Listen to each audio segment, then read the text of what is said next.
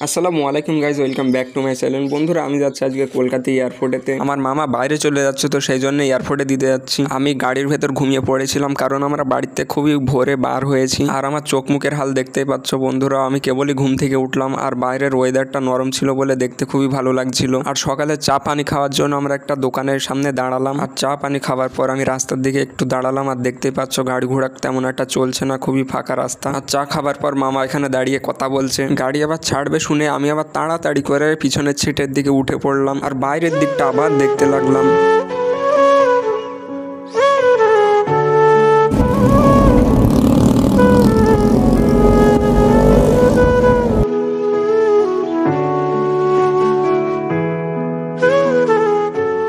বন্ধুরা, আমরা কলকাতায় চলে এসেছি দেখো, কিন্তু এদিকেও দেখো খুব একটা ভিড় নেই। আর বন্ধুরা, আমরা নরমের আবহাওয়াটাকে উপভোগ করতে করতে এয়ারপোর্টে চলে আসলাম। আর ওই দিকটায় দেখো এয়ারপোর্টটা দেখা যাচ্ছে। আর বন্ধুরা, সকালের হাওয়াটায় পতাকাটা উঠতে কত সুন্দর লাগছে দেখো। আর নিচেতে তো একটা জেট প্লেনও দেখা যাচ্ছে দেখছি। আর বন্ধুরা, উপরে আসলে হাতে খুব একটা সময় থাকে না, সেই জন্য আমরা এখানে বেশিক্ষণ দাঁড়ালাম না। আর মামাও ভেতরে চলে গিয়েছে। আর মামাকে টাটা জানিয়ে আমরাও বাড়ির দিকে রওনা হয়ে গেলাম। আমি এবার পিছনের দিকে না বসে আমি এবার সামনেটাই বসে পড়লাম। আর এই জায়গাটাই খুব সুন্দরভাবে চারিদিকে দেখা যাচ্ছে, আর হাওয়াটাও খুব সুন্দর লাগবে।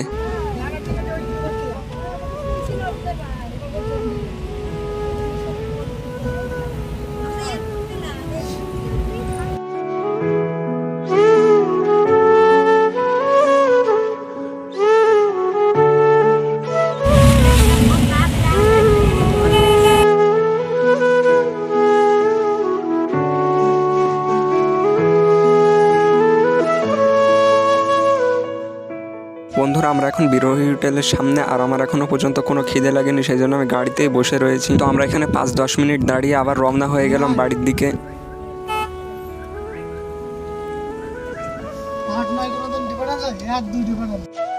বন্ধুরা, গাড়ি চলতে শুরু হয়ে গেছে, আর ততক্ষণ আমি সেফটি বেল্টটা লাগিয়ে নিই।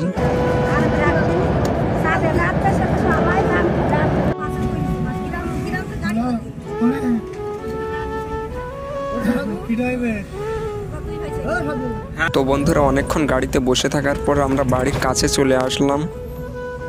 আর এই জায়গাটাতে আমরা এই সামনেটাই নামবো।